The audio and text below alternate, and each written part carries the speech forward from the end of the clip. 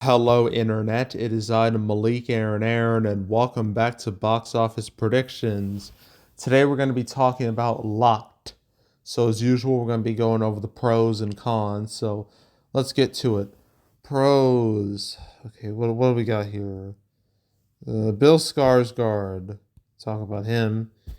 Yeah, so Bill Skarsgård. You probably know him as Pennywise in the recent It movies. You also may have seen him in John Wick Chapter 4 and Barbarian, the shitty Crow movie that never should have happened, and Nosferatu. It's also been apparently he was in Eternals, but I have no memory of that at all. I think he may have just been a CGI character. Um, Deadpool 2, I have no recollection of that. He may have been one of the X Force characters that got killed off real quick. I think. Um, Atomic Blonde, he just was just a straight up side character in that. But yeah, I say he's fairly recognizable, even though he's had some duds on his resume. It's a recognizable face, as is very much as is Anthony Hopkins, is an absolute legend at this point. And going through like his track record, his big role, the role he's most famous for is a Hannibal Lecter in the Silence of the Lamb movies with that and in Hannibal and then Red Dragon. Yeah, that's his most iconic role by far and away. Bram Stoker's Dracula, I forgot he was in that, but it did solid business. Legend of the Fall, I guess, did okay. I think it did. Mask of Zorro, I know that was a hit. There's Hannibal and Red Dragon. A lot of flops in here though, like Bad Company. Who remembers that? Nobody. That's who. Alexander. We're just gonna move along, move right past that. A lot of just nothing movies. Beowulf, that was a flop. Wolfman, that was a flop too. The Right, I think, did okay. Thor, this is where he was Odin, so he betrayed Odin in the several Thor movies after that. Dark World and Ragnarok. What else is there? The Red 2 didn't do that great. Noah did pretty good financially, even though it was a super controversial flick. Transformers: The Last Night. Ugh. Played a major role in that one.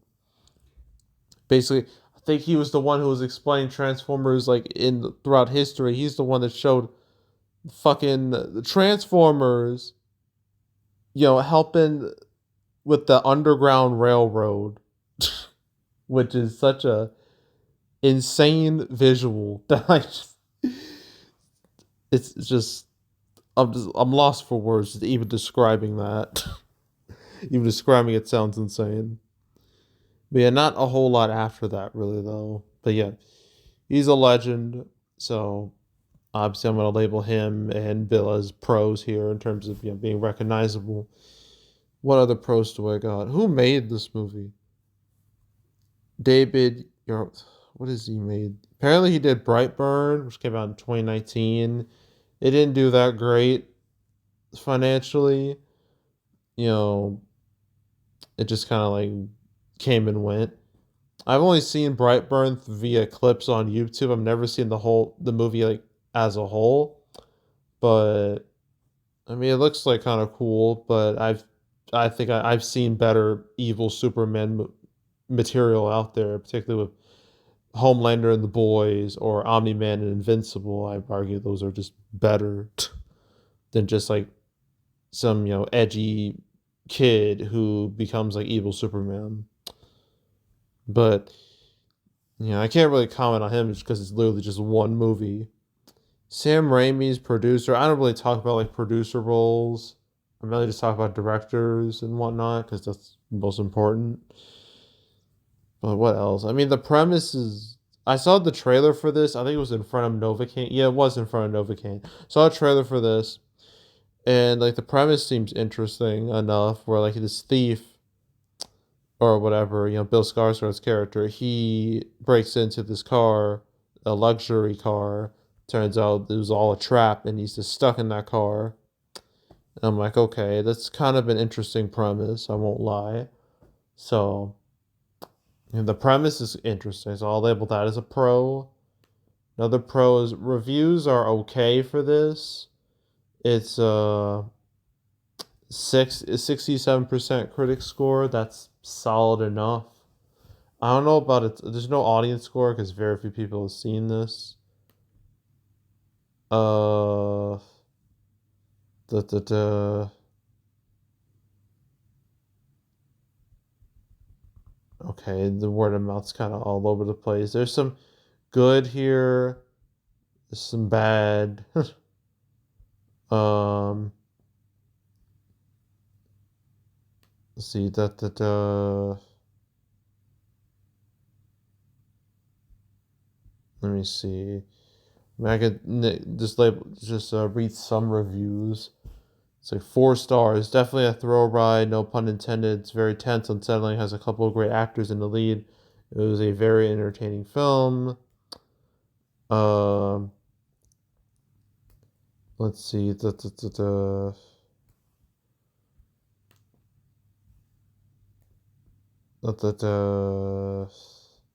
2 stars. As the previews looked very interesting, but the movie turned out to be so disappointing. Bill Skarsgård is beautiful to look at, but he never felt believable as a seedy, 2-bit criminal. His character had tattoos and was vaping, but I never got to the emotional core of his character. He could have used some method acting. Performance was disappointingly shallow, and unless I missed something about the car he was locked in, why didn't he just honk the horn to get people's attention that he was trapped inside? It felt like Skarsgård was afraid to go too deep into the performance. Dialogue for Anthony Hopkins' character was trite and shop worn. So that's another review. See, it's kind of like a mix. There's some 4 stars, 5 stars, and 3 stars. It seems more positive than negative, so I guess I'll label that as a pro. But cons. The fact that I didn't know this movie existed until like last week should tell you all you need to know. I didn't see anything of this. I saw a trailer, and like realistically, I should know about a movie like way in advance, but not this one. Kind of just came up out of nowhere on me, so that's a con right there. Um, and that's mentioned lack of serious marketing too. That doesn't help. Another con is the fact that the box office is in a really terrible spot right now. Nothing's working. Nothing's popping off. Just nonstop negativity, and that's going to continue this weekend. So, yeah, that's a con. Just a depressed market. Another con. Who's even distributing this? The Avenue Entertainment. Have they even done anything? Well, they did Land of the Bad, which apparently was a big old hit on video on demand. Last year. So, I guess there's that, but still, like, there's no serious track record here.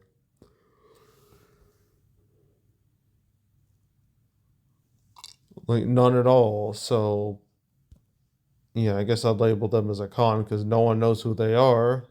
So, yeah.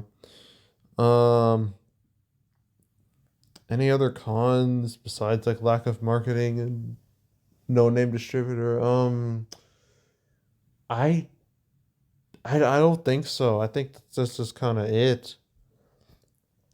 But I guess there's also, I don't think it has a high theater count last I checked. I'll check very quickly just to make sure I'm getting shit right. Yeah, and only like 971 theaters. That's a small amount of theaters, so that's a con. And yeah, I think that's it. So opening weekend, $1 million feels ambitious. So I'm gonna go between 500K to a million. Final total of like less than 2 million, probably less than 1.5 million, and that's it. One more movie, and it's Magazine Dreams, and then we're done for the weekend. So yay. So as usual, so yeah, so that's it. That's all. Make sure to subscribe, like this video, leave a comment, turn on notifications, share the whole drill. You want to check out more videos like this? I got a playlist on the homepage, all previous prediction videos I made this year, the past few years. You want to watch any of those videos, go right ahead. There's also box office recaps where I go over the box office results for any particular month.